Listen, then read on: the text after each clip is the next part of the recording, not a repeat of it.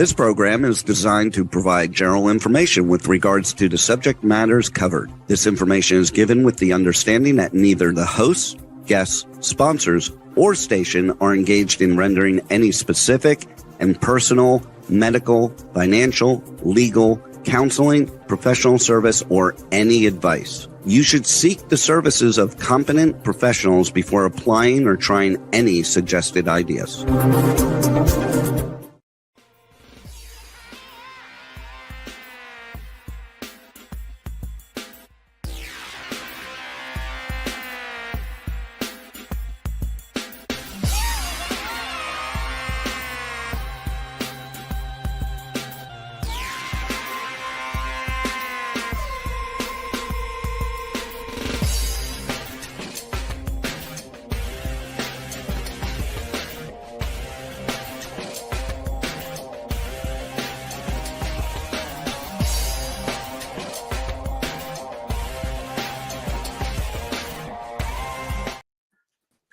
Hey, this is Brian Sebastian, movie reviews and more.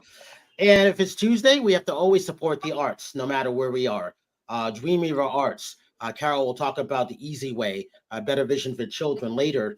But, you know, this is show 165 live shows in a row. We're on Talk 4 Media, K4HD Radio, Talk 4 TV, and streaming on over 100 outlets around the world right now. And the funny and fascinating thing about this guy is when, you know, it's called "It is your job and our job to create." And I love that. Who said that? Not me, but I'm stealing it. Howard Bloom said that. But the good thing about that is it is so true because it is our job to create. And if we don't create things, everybody's out of luck, for one.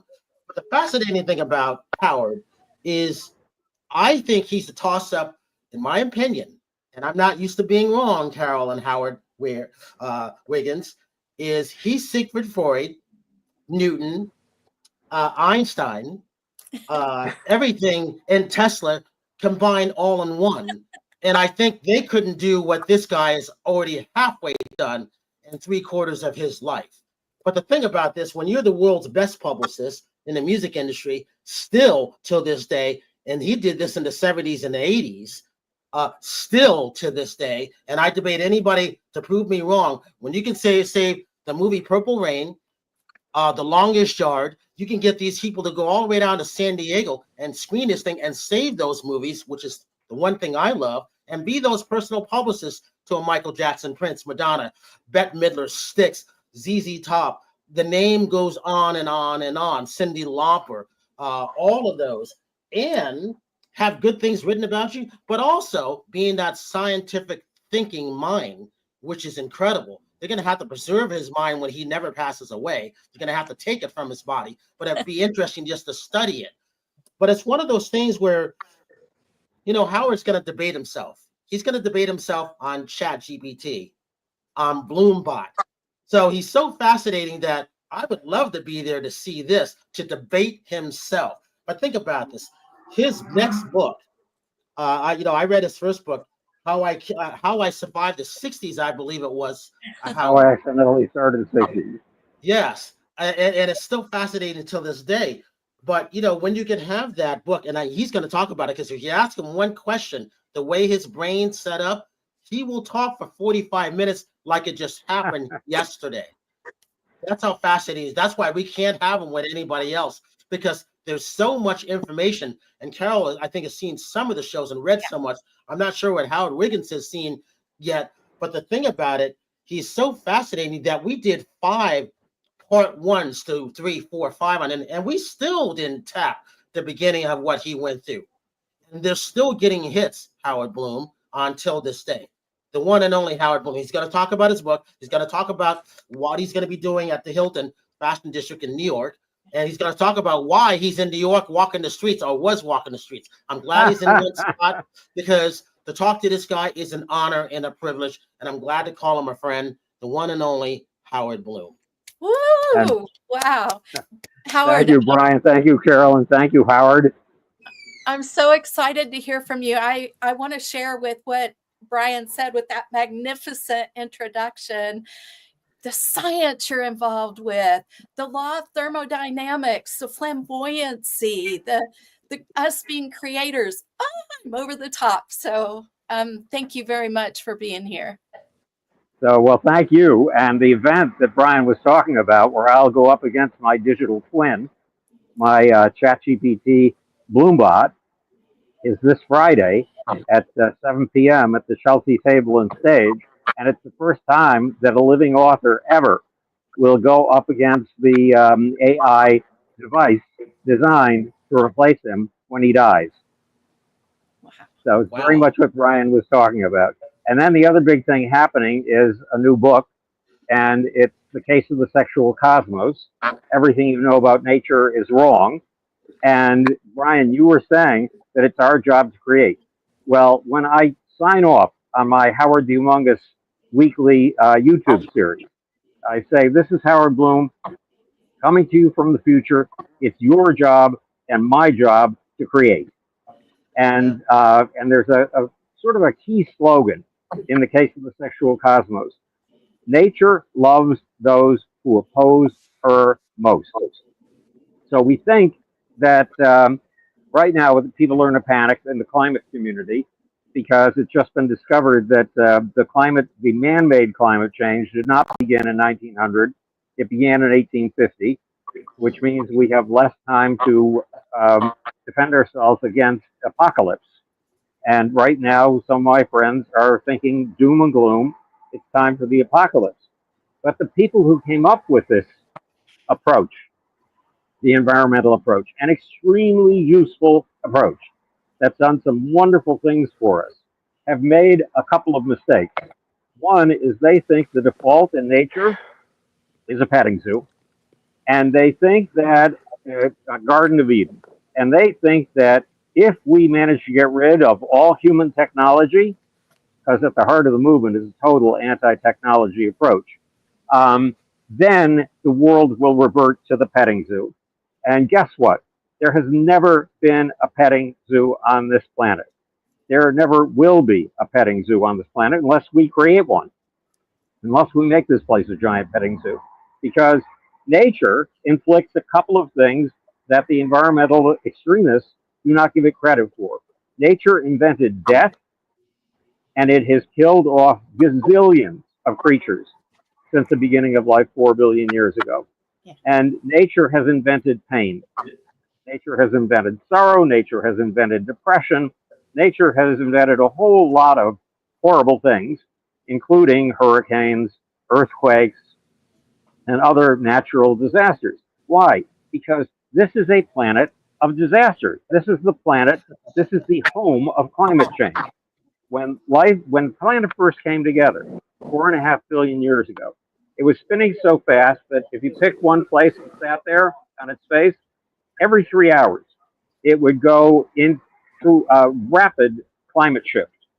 The temperature would drop 88 degrees, and you'd be bathed in this poisonous thing called darkness. If you hung around for another 3 hours, the climate would go back up 88 degrees, and you'd be bathed in this poisonous thing called light, which was poisonous to early organisms, absolutely poisonous. But life's uniqueness is its ability to rebel against nature. If you took the existing nature 4 billion years ago, when life was about to first get together, if you and I had been sitting in this interview at that point, we would have said, well, we've been around since the beginning of the universe. There is no way this planet could erupt with life. What you're describing in life is a gross impossibility. It defies the second law of thermodynamics. It defies the law of least effort, that all things always take the straightest line between 2 points. No, that's not true. Life has come to life by rebelling against nature, by scrapping, clawing, and kicking against nature, by taking poisons and turning them into pistons in the metabolism that keeps life alive. So life has been obstreperous. Life is not harmonious at all. Life has no intention of harmony. Remember, nature loves those who oppose her most, because nature is not about creating an equilibrium, a term from thermodynamics, a field that should be put in its place, and I do put it in its place in the case of the sexual cosmos. Nature hates an equilibrium. Nature loathes calm and harmony. Nature loves obstreperousness. And it is through obstreperousness that inanimate matter, stone and water, was knitted together into the process of life. That went totally against the nature of nature as it was 4 billion years ago. And life has been doing this step after step after step ever since. And it is mounted, for example, nature's most fundamental law is gravity. So if you want to obey nature, stay down. Don't defy gravity. But there have been about 5 great space programs defying gravity in the history of life. This is life before there were any humans, life before there were any smokestacks and tailpipes around. First came the first beings who decided in their own peculiar way to do something impossible, to get out of the sea and take to the land. The landmass was only 30% of this planet, but it was barren and hostile as could be. You could be rained away, washed away. You could be baked by ultraviolet light and killed. There were zillions of ways you could be killed and no way whatsoever you could make a living. At least that's what, if we had environmentalist bacteria around at the time, because all life was bacterial, the elder bacterial cells would have said to the younger ones who wanted to take the land, what in the world are you talking about? Everything good here is in the sea. Our food is in the sea. Our shelter is in the sea. And what is nature trying to tell you? Stay in the sea. But there were some obstreperous bacteria who absolutely refused to stay down and moved up to the land. Was that a wise move? Were the elders right? The elders were absolutely wrong. Today, even though only 30% of the earth is land, there is 80 times more life on land than there is in the sea. And that whole process of moving up to the land was a big screw you to nature. It was a big screw you to gravity. Why? Because nature thrives on big screw yous. All right, Howard, hold that thought right there on big screw yous. Carol, ask your question, because I know something's going to come from the neurocoach side of your brain. And take it off mute. Whoops, sorry, Carol, we don't have your sound. There we go. Okay, apologies, I was coughing a little. Okay, so yeah, there's quite a few things that come to mind. One is that the way you're describing nature, we're wired towards a negativity bias that, keeps us safe, as I see it, protects our beautiful subconscious system. So that being wired for safety rather than success, looking through that lens, I've applied that to science, and particularly with the second law of thermodynamics, law of entropy, being in a state of decay. You mentioned not being in equilibrium. My ears picked up on that tremendously, because what the concentration has been on the second law of thermodynamics, where there's an equal and opposite law that I see of a law of continual growth, and one being the law of decay, one being a law of continual growth. So I just would love to hear, you touch on those things. Well, okay. What is the second law of thermodynamics, and what is entropy? Back in the 1850s, there was a relatively new technology. It was the artificial intelligence of its day. It was a steam engine, and it had just doubled the average wage in Britain, radically upped the standard of living in Britain. So there was a scientist named William Thomson at a university in Scotland, the University of it's not Glasgow. I always blank on the city. But one way or the other, this guy started writing about how in a steam engine, 80%, he said, of the steam engine's energy is lost in friction. And that's where the idea of entropy came from, that there is a constant waste, that waste is constantly being conceived. He then made an extrapolation.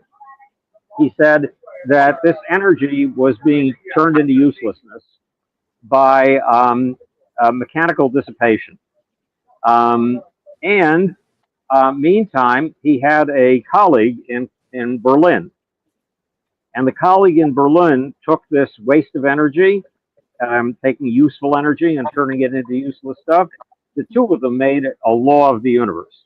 William Thomson, who would later be named Lord Kelvin because of the contributions he would make, but William Thomson said that this idea of mechanical dissipation applied to the entire Earth, and that once upon a time the Earth was barren and unhospitable to life, and soon the world would once again be barren and inhospitable to life.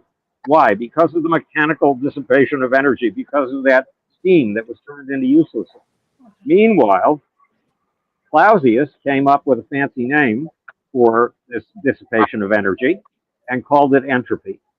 And 10 years later, he came up with the first two laws of thermodynamics. And it's the second law that stuck. And that is entropy in this universe always tends toward a maximum. In other words, things are always becoming useless.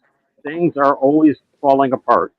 And then a German mathematician showed a form of math that seemed to demonstrate that these guys were right. Well, were they right? Okay. In 1857, 6 years after William Thomson put out his first paper on this, another British guy came out with a book that attempted to put all of science into a single, see all of science through a single lens. And his book was on the theory of evolution, and his name was Charles Darwin. Now, William Thomson, Lord Kelvin, does not want you to know this, even in his grave today. He was very religious.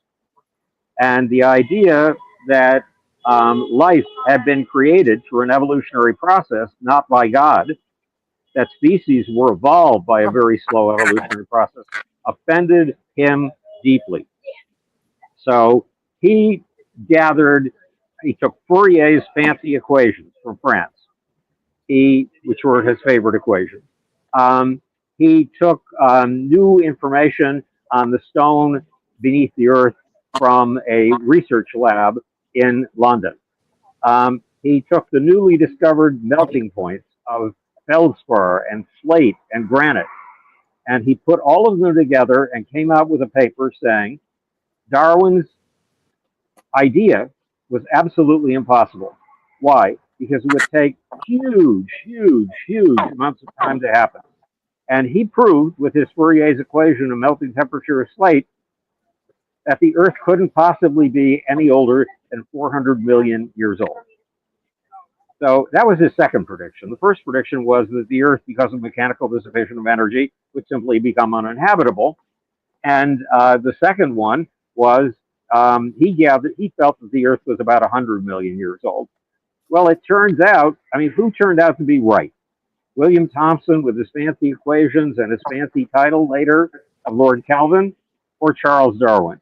Charles Darwin did, because today we know the Earth is 4.5 billion years old. That's billion with a B, not a measly million like William Thomson's 400 million maximum.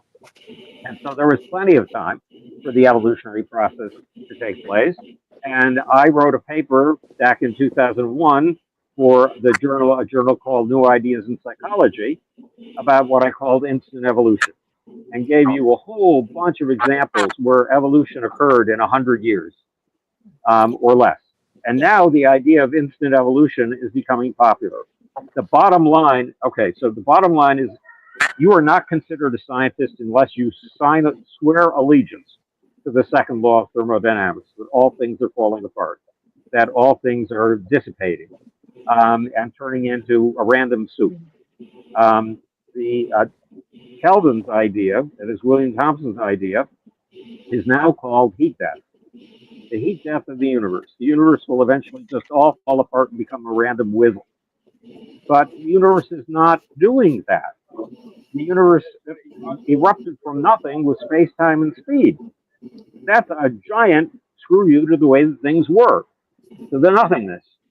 Then the giant unfurling sheet of space, time, and speed precipitated like a storm cloud into the first things, sparks. That was not a step toward uselessness and chaos. It was a step in the other direction. So the universe acts like this. Remember taking a slinky and putting it on the top of the stairs and watching it go down stair by stair by stair? That's the second law of thermodynamics. All things are constantly moving down. There's something in my new book, The Case of the Sexual Cosmos, called the first law of flamboyance, which is designed to replace the second law of thermodynamics. And it says, if you take out your iPhone and you film that slinky going down the stairs, and then you run it in reverse, you will get what the universe has been doing for the last 13.73 billion years old. It has always been giving a big fuck you to the staircase it's on, because it has been actively seeking the next stair step up. And this is the reason why I watch the universe and fall asleep at the universe and watch a lot of documentaries, because of Howard's knowledge of everything. Because yes, the earth is billions, but when it comes to the universe, oh my God, it's like Howard's brain. I mean, I'm staring, I'm looking at the beautiful lights and thing, and I could just hear his voice giving the voiceover to everything. All right, Howard, I'm stopping right there for a minute. Terry, so you remember talking to Howard years ago? Yes, hi, good. Yeah, it was like 2 years ago. Hi, good to see you again. Sorry, I'm a little bit late today.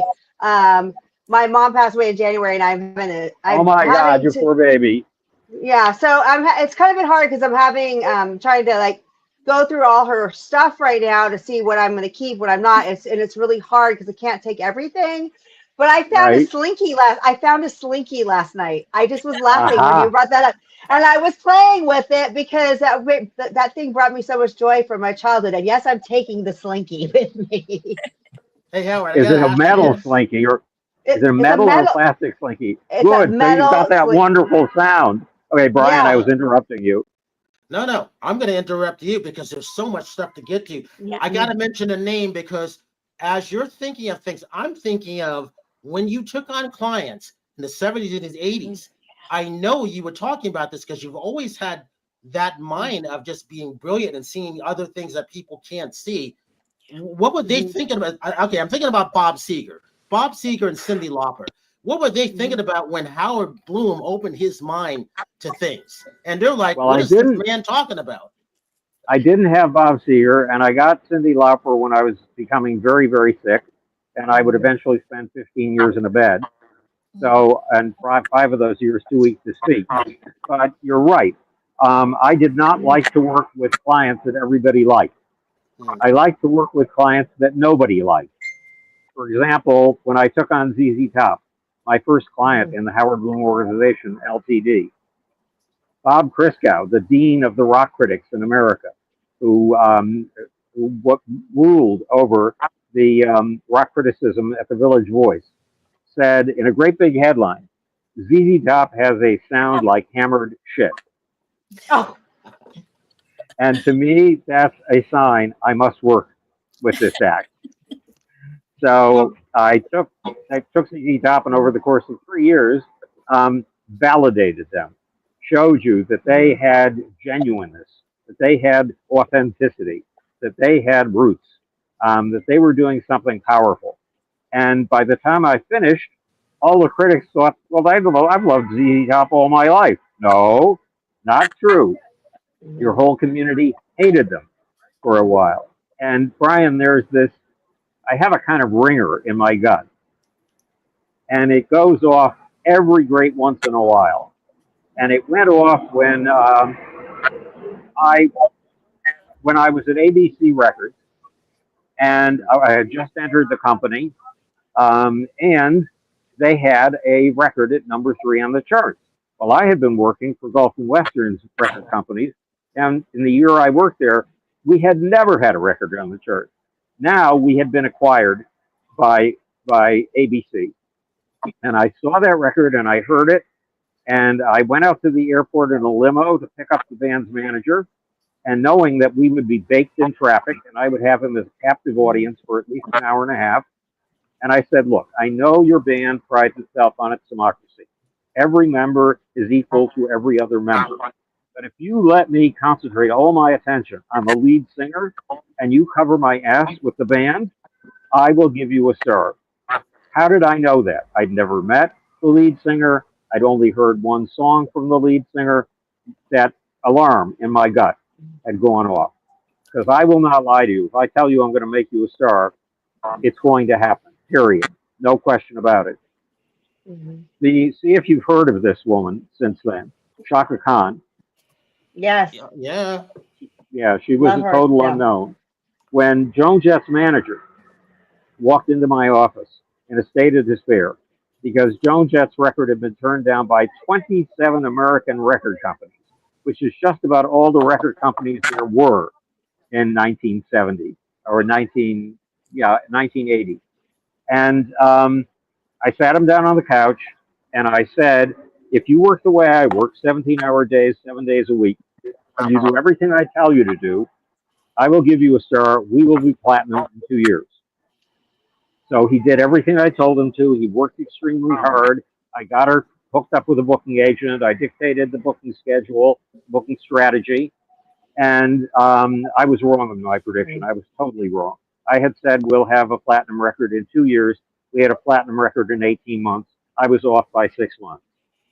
So one day I was at a space conference. I had been dragged there, screaming and kicking, by people from the National Science Foundation, the National Space Society, and NASA.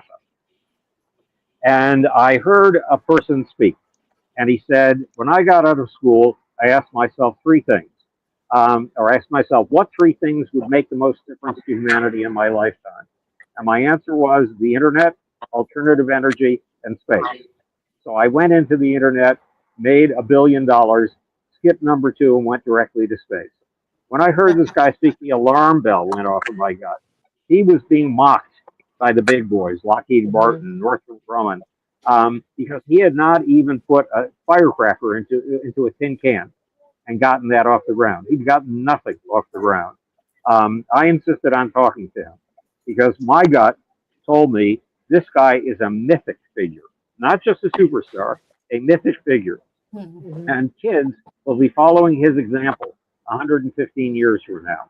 That was 2005. And his name was Elon Musk. So that little thing on my gut goes off over and over again. And just as I speak of the universe, that nature loves those who oppose her most, I did my best work when I was opposing the general flow of things, not riding it. Other publicists like to ride it. I like to make it change direction. All right, so Howard Bloom. Howard Wiggins, do we have sound on you? Let's see. Howard Wiggins, can we hear you? I can hear you. Yeah. Okay, you got it. What question would you ask Howard Bloom? Go for it. I assume you're asking me who I am. So I'm Howard Wiggins Interior Design, son of Leroy Wiggins, plays steel guitar for Eddie Arnold. I'm famous for my creation of stacked and layered interior design look. And I invite you to watch my Facebook page and watch me dance, see what I buy, and my new endeavor in Chattanooga. So sounds wonderful. So Brian was asking if you have any questions for me. Does anything come to mind? Oh, I hear it now. You were breaking up. I just heard fragments of the what you were saying. I'm sorry. So no, I don't really have any questions right now. Oh well, okay. say Right. Howard Bloom. Every time I think of Prince, I think of you in that closet interviewing Prince to see if you wanted to take him on. Almost every day, I think about that. Well, it was a little different than that. I read the charts every Monday morning when the trade magazines came out. I read them from cover to cover, from one end to the other. And I noticed something strange happening. There was an artist I'd never heard of who was rising on the R&B album charts. And then his album went gold. And that never happens. That just never happens, that a total unknown will go to gold. So I was interested in this artist, very interested. And then I got a phone call from Earth, Wind & Fire's manager, saying, I have a new band, a new client. His name is Prince. Would you like to work with him? Would I like to work with him? That thing in my gut had been going off from a distance, even though I'd never heard his music, never seen his face, knew nothing about him except that incredible rise on the charts. So I went to work on Prince. Nobody knew who he was. Nobody knew who he was. Yesterday I was writing a note. I've got this date coming. I'm going on stage at the Chelsea Table and Stage in Manhattan to debate my digital doppelganger, the Bloombot. So I wrote about it to an old friend named Fred Schurz. And I was telling him about the adventures that we had together. And one of them was I was in Buffalo, New York, my hometown, because I was there to interview Prince. The people at Warner Brothers called me and said, you don't know what you're getting into. You can't interview Prince. He's impossible. He said absolutely nothing to one interviewer, and he tried to strangle the second interviewer. So give up on Prince. There's no way I was going to give up on Prince. So I had to fly to Buffalo, New York, because that's where he was rehearsing for his Dirty Minds tour. And who did I meet in the elevator of the hotel? Fred Schurz from Rolling Stone. And who was he with? A very unprepossessing looking person who turned out to be Bruce Springsteen. So in retelling that story to Fred the other day, I realized, okay, when I was up there to interview Prince, nobody had a clue as to who Prince was. Bruce Springsteen didn't have a clue. Fred Schurz didn't have a clue. But now it means a whole different thing to say, I met you with Springsteen in the elevator of the Hyatt Hotel in Buffalo, New York, when I was going to basically plumb the soul of this kid named Prince. This kid I was told was impossible. He was not impossible. And he was an amazing person, absolutely amazing person, a true musical workaholic. He produced music every single day of his life. You couldn't stop him. And he had some remarkable songs.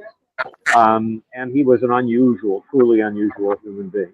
So I went to find the soul of Prince. I found it. And I showed Prince how to tell the world about it. And I set him up for, I think it was a total of 50 interviews, as soon as I had schooled him on how to tell his story. Not anybody else's story, not a made-up story, his story. And once he was in a room with an interviewer and he knew what to say, and it was his own words, then he had no trouble with interviews for the first year we worked together.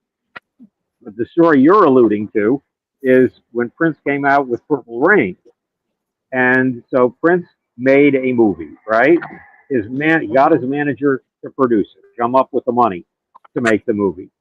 And, what's a movie going to be coming from a rock and roll person or an R&B person, however you categorize Prince? He was without category, really. So I got a call from Bob Cavallo, his manager, saying, I've been in the editing room for months with this film, and I just can't make it a film, but we're screening it for Warner Brothers tomorrow, and can you please be out here in LA tomorrow morning to go to the screening with us? So I went to the screening. It was a screening room for 135 people. I'm used to much smaller screening rooms. And after the screening was over, all of us who are professionally involved with Prince went into a boardroom with a very long table and took our places in the boardroom. Now, I did something sneaky. There's a power seat in any boardroom, and it's a seat opposite the door. And in this room, the table, the conference table, was at right angles to the door. In other words, if you walked into the room, you'd be at the middle of the conference table, not either end. I took the position in the very middle of the most anonymous looking end of the conference table opposite the door.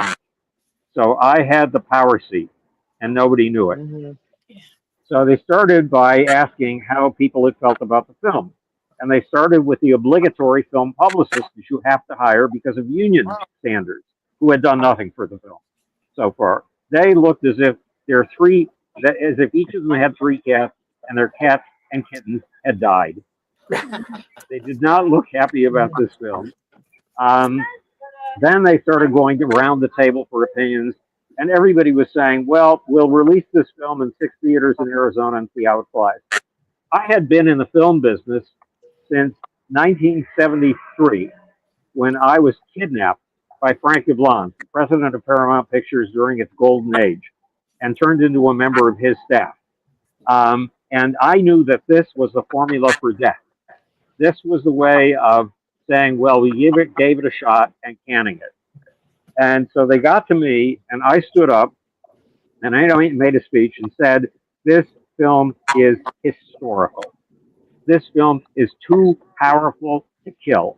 This film, once upon a time, all records were made by producers who found the songs, who wrote the arrangements, who found the artist, and then slapped his music around the artist. Artists were puppets. And then in 1964, the Beatles had the audacity to write their own song, and it changed the world. And Prince writing his own film, basically, putting together the film that was in his gut, that was as important a move as what the Beatles had done. And this film could not be denied, period. And that helped turn things around. So Warner Brothers ended up releasing it in 100 theaters. And you know what happened from there. The film was a hit. Today, the film is a classic. Mm-hmm. But you're talking about when there was going to be a preview screening of the film in San Diego. And I wasn't supposed to know about it. So Bob Cavallo, Prince's manager, called and said, there's a screening in San Diego. You're not supposed to know about it. Here's when it's happening. Do your thing. So I snuck writers from Time and Newsweek into that screening they were not supposed to see. And when you are in on the beginning of something, it becomes, you got an ego investment in it, and you want to support it. Plus, it was a damn good film. Mm-hmm. So both these guys went back to their typewriters in LA and wrote astonishing things about this film. And that didn't just help us with the public, which it helped with enormously. It helped us with Warner Brothers. It helped us motivate the film company to go further on a film that they hadn't believed in just a few weeks earlier. And then it goes on to win an Oscar, you know? Yeah. And Thank you, Howard Bloom. Well, I did guerrilla publicity, and ever since I've been 10 years old, I've been doing guerrilla science. And that's why I dare upend something as sacred as the second law of thermodynamics and replace it with the first law of flamboyance. Because this universe the universe climbing up that slinky staircase, step after step after invisible step, not knowing what the next step is yet, but reaching toward it. That universe is a flamboyant universe, not a pinch penny parsimonious universe, not a thrifty universe. Nature is not what we think she is. Nature is part of a giant invention engine. And nature is constantly rewards those who rebel against her. And I love nature loves those who oppose her most. And Brian, I want to ask Howard, where do you think this great sense of intuition? I know you've called it secular shamanism. Where did this develop? When I was 12 years old, I read a book about the Lomax brothers, who I was reading 2 books a day back then, mostly science. But this time, my teacher, I never paid attention in class.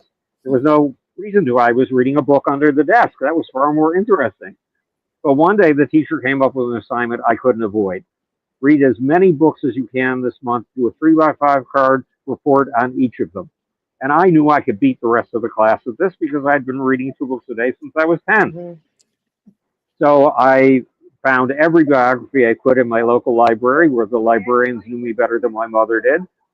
And one of the books was on the Lomax brothers. And this book on the Lomax brothers, who they took an ancient tape recorder. I mean, it was state of the art back then, but now we look at it as an antique.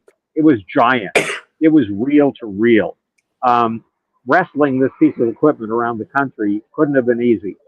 And they recorded as many folk artists in as many cultural segments as they could get their hands on, particularly those in the black community in the South.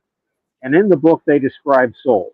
And that caught my soul, because I knew that in my synagogue, on the occasions when my parents managed to wrestle me to go to the synagogue, it was the most boring experience in the world.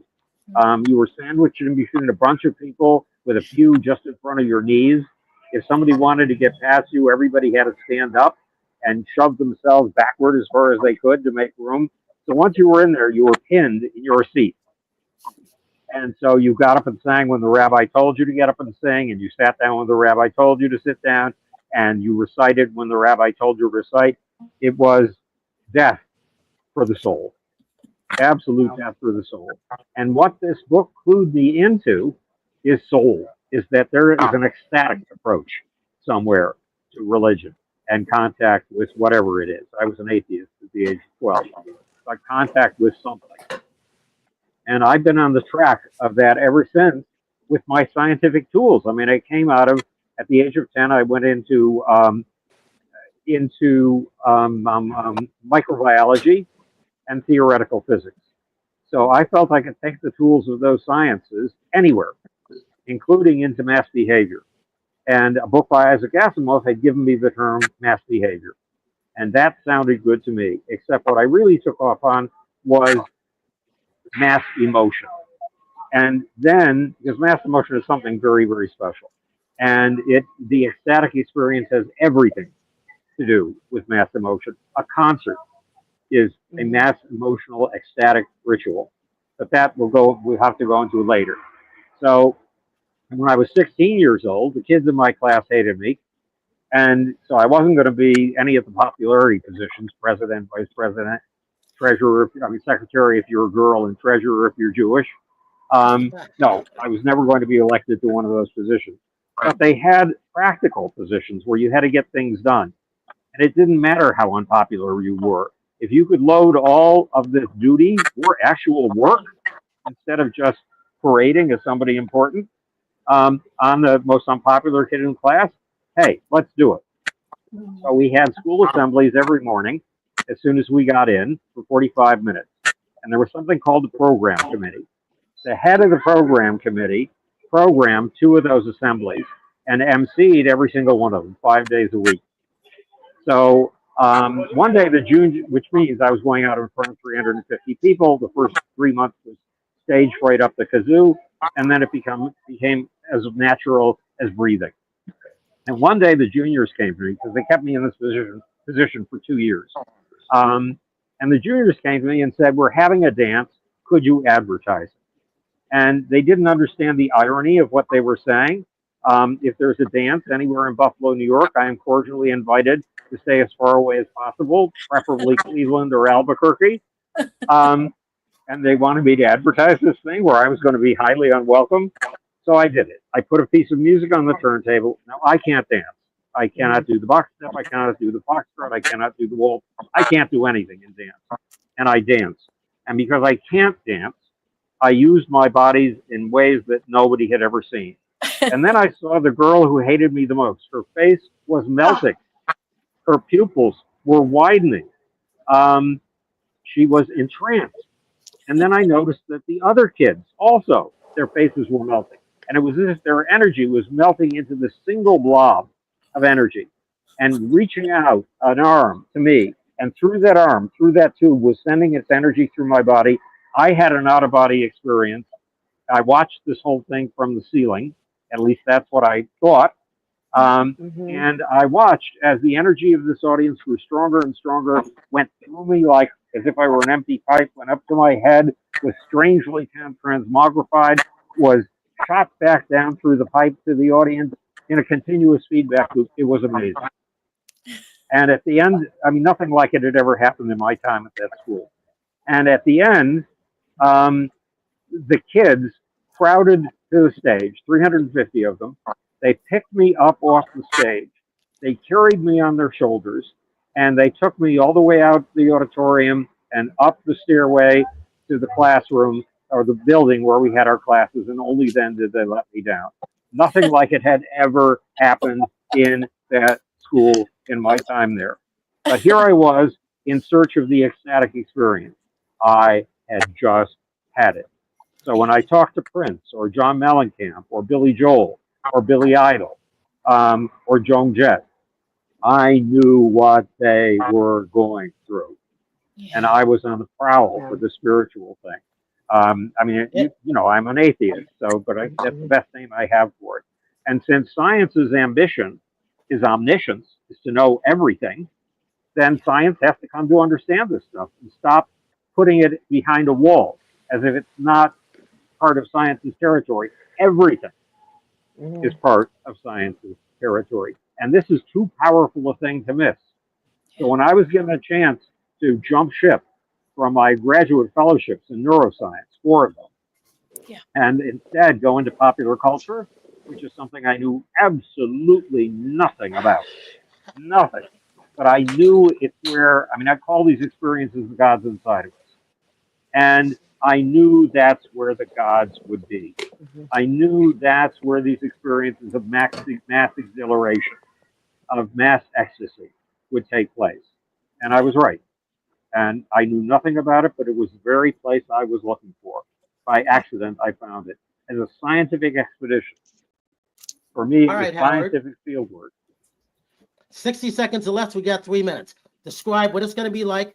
What is it, this Friday, to talk to your doppelganger, Bloombot ChatGPT. Okay, a brilliant man named Brian Dean has been working on this for months.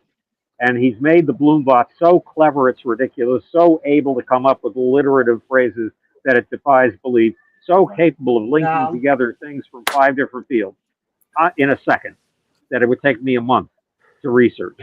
But it's not me. It needs to be me because it's supposed to replace me when I die and I'm 82 years old. 82 years old and walking 8 miles a day. But nonetheless, the Bloombot and I disagree. So the two of us will take to the Chelsea Table and stage and on West 23rd Street, I think, it's 26th Street, near where I'm speaking to you now from a stair stoop. And we will have a brainstorming session. Wow. And I will try to instruct it on the areas where I disagree with it. And I'm sure it will try to instruct me on the areas where it disagrees with me. It'll be the first time in history a living author has ever gone on stage talking to his AI twin. Wow. Designed to replace him when he died. Cool. Yeah. Very cool. Yeah. Hey, Howard, let me ask you this real quick. Do you listen to music anymore at all? I do. I need my concentration an awful lot of the time. And I spend a lot of my time on the phone with my girlfriend. She keeps me company while I'm working. But there are certain points where the intellectual exertion becomes a little lessened, and I need music. I need music to keep me company. I need these sounds and voices, some of which I help to make. Yeah, that is just great. Hey, we only got 60 seconds left. Carol, give social media links for everybody. Go ahead. Okay, IG, you can reach me at NeuroCoach Carol, just like neuroscience, NeuroCoach Carol. And on Facebook and LinkedIn, Carol Register. I help take you from 6 to 7 figures if you're a female leader. So give me a call. Terry Marie. Terry Marie nonstop on pretty much all platforms, and then terrymarieofficial.com is my website. And Howard Wiggins, if we have you. Did he freeze? Howard looks frozen. He might not be. He's frozen. It's Howard Wiggins on Facebook, the original Howard Wiggins. Yeah, so that's me. Exactly. Howard Bloom, got to thank you for coming in because again, we could talk to you for 6 hours and still not top everything. And then I can't wait to see this. I hope it's recorded. Will it be recorded? We're hoping. I've got my assistant working on it with my publicist. So there's going to be a live stream. So if you go to the Eventbrite site, which should be somewhere on the Chelsea Table and Stage website, it will give you the instructions for the live stream. I'm going to do that. That's going to be fascinating. Oh, and I got to talk about 2 movies really quickly or else they're going to be upset. So Titans, the rise of the Hollywood mogul. So how Carl Lindley started, how the Warner Brothers started. 7-part series, excellent series. You can see that on Netflix.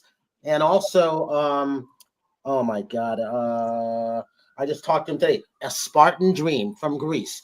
Excellent movie on an American that goes to Greece. And he tells them we have to fight the Spartans based on a true story. And it's a really good film. That opens this Friday also. So Howard Bloom, I got to thank you for coming in because it's not easy to get everything out. You have so much information that you know people want to pick your brain on. But go see him this Friday, August 15th there. And as I always say to everybody else, have a good night tonight, a better day tomorrow. If you see someone without a smile, please give them one of yours because the world needs it. I'm Brian Sebastian. This is Movie Reviews and More, and we'll see you next week. Bye.